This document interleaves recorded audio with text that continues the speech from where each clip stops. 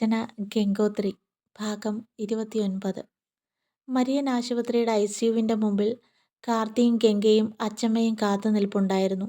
ഗംഗ എവിടെ വേണമെങ്കിലും കൊണ്ടുപോയി ചികിത്സിക്കാമെന്ന് ഡോക്ടറോട് പറഞ്ഞു കഴിഞ്ഞു. പക്ഷേ അവർക്ക് ചെയ്യാൻ പറ്റുന്നതിൻ്റെ മാക്സിമം അവർ ചെയ്യുന്നുണ്ട്. ഓടിക്കൂടിയ നാട്ടുകാരാണ് ശിവറാമിനെ മരിയനിൽ എത്തിച്ചത്. പെട്ടെന്ന് എന്താ സംഭവിച്ചത് എന്ന് ആർക്കും അറിയില്ല. ഇടിച്ച ലോറി ഡ്രൈവർ അപ്പോൾ തന്നെ പോലീസിൽ കീഴടങ്ങി. ശിവറാമിൻ്റെ കാറും അപ്പോൾ തന്നെ അവിടെ നിന്ന് മാറ്റിയിരുന്നു. ഗംഗ ആകെ ഭ്രാന്ത് പിടിച്ച അവസ്ഥയിലാണ്. 2 ദിവസം കഴിഞ്ഞാണ് ശിവറാമിന് ബോധം വീഴുന്നത്. ഓപ്പറേഷൻ സക്സസ് ആയിരുന്നെങ്കിലും അദ്ദേഹത്തിൻ്റെ ഓർമ്മയുടെ കാര്യത്തിൽ ഡോക്ടർമാർക്ക് ചെറിയ സംശയമുണ്ടായിരുന്നു. ഗംഗ അകത്തേക്ക് ചെന്നപ്പോഴാണ് അവർ അത് ഉറപ്പിച്ചത്. അദ്ദേഹത്തിന് മകളെ ഓർമ്മയുണ്ടായിരുന്നില്ല. ഗംഗയ്ക്ക് താങ്ങാവുന്നതിലും അപ്പുറമായിരുന്നു അത്. അവൾ കരഞ്ഞുകൊണ്ട് വെളിയിലേക്ക് പോയി. കാർത്തിയാണ് ആശുപത്രിയിലെ കാര്യങ്ങളെല്ലാം നോക്കിയത്. ഒരാഴ്ചയ്ക്ക് ശേഷമാണ് ശിവറാമിനെ വീട്ടിലേക്ക് കൊണ്ടുപോകുന്നത്. ശിവറാമിൻ്റെ അരികിൽ ഒരു ഹോം നേഴ്സ് ഉണ്ടായിരുന്നു. അപ്പയോട് വെറുതെ വർത്തമാനം പറഞ്ഞിരുന്നപ്പോഴാണ് അവൾ മേശയിലുണ്ടായിരുന്ന ഡയറി കാണുന്നത്. അപ്പ വീട്ടിൽ നിന്ന് പോയപ്പോൾ എഴുതി വെച്ച പേജിൽ പേന വെച്ച് ഡയറി അടച്ചിരുന്നു. ഗംഗ അതാണ് ആദ്യം തുറന്നത്. ഇവിടെ എന്തു തന്നെ സംഭവിച്ചാലും ഗംഗമോളുടെ കല്യാണം നടക്കണം. അത് ഞാൻ മരിച്ചാൽ പോലും എൻ്റെ അവസാനത്തെ ആഗ്രഹമാണത്. എന്തും സംഭവിച്ചേക്കാം. അത് വായിച്ചപ്പോൾ ഗംഗയുടെ കണ്ണുകൾ നിറഞ്ഞു വന്നു. അത് കണ്ടുകൊണ്ടാണ് അച്ചമ്മ അങ്ങോട്ട് വന്നത്. അച്ചമ്മ അത് വാങ്ങി വായിച്ചു നോക്കി. അവൻ്റെ ആഗ്രഹം പോലെ എല്ലാം നടക്കണം. ഞാൻ കാർത്തിയുടെ വീട്ടുകാരെ ഇന്ന് തന്നെ വിളിച്ച് സംസാരിക്കും. ഒരു വിങ്ങലോടെ ഗംഗ അപ്പയെ നോക്കി. എന്തിനാപ്പ ഇങ്ങനെയൊക്കെ എഴുതി വെച്ചത്? എന്തിനാ അപ്പ ഭയക്കുന്നത്? ഈ അപകടം അപ്പ പ്രതീക്ഷിച്ചിരുന്നതാണോ? അവൾ ശിവറാമനോട് സംസാരിച്ചു കൊണ്ടേയിരുന്നു. പരിചയമുള്ള ഡോക്ടർമാർക്കെല്ലാം അവൾ അപ്പയുടെ റിപ്പോർട്ടുകൾ അയച്ചു കൊടുത്തു.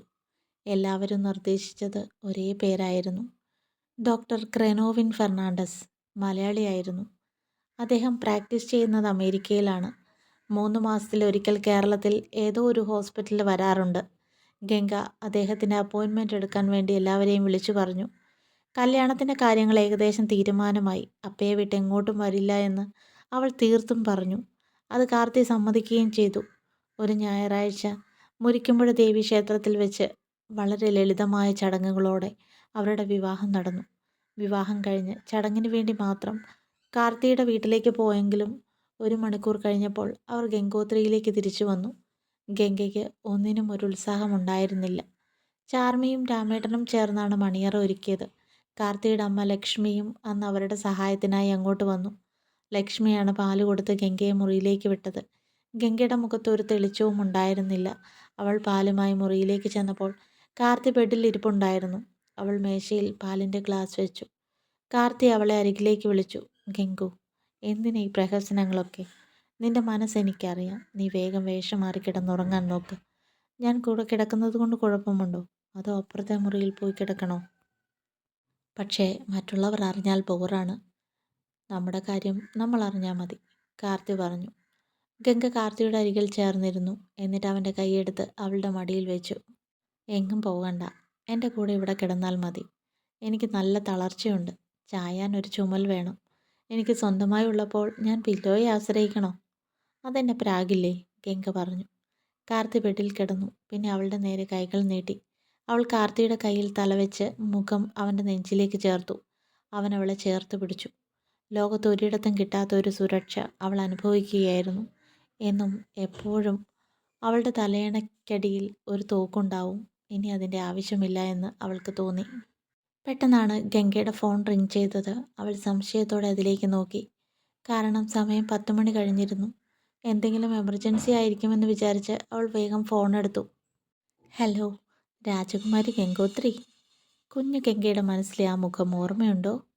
നിന്റെ അപ്പൻ ഇന്നലെ എന്നെ കണ്ടതേ പേടിച്ചുപോയി. അയാളെ ഒന്ന് നോക്കിയതേ ഉള്ളൂ. പാവം, അവൻ്റെ ചാനൽ മുഴുവൻ പോയി. നീ ഈ ഹിന്ദിക്കാരനെ ഓർമ്മയുണ്ടോടി? നിന്റെ മനസ്സിലുണ്ടോ? പിന്നെ കാതടച്ചൊരു ചീത്തവാക്കാണ് അയാൾ കേട്ടത്. You bloody rascal. ആടാണെങ്കിൽ എൻ്റെ മുമ്പിൽ വന്നതെന്ന് പ്രസംഗിക്കണം. അതിനുള്ള ധൈര്യം നിനക്കുണ്ടോടാ? എൻ്റെ ഒരു രോമത്തിൽ തൊടാൻ നിനക്ക് പറ്റുമോടാ പുല്ലേ?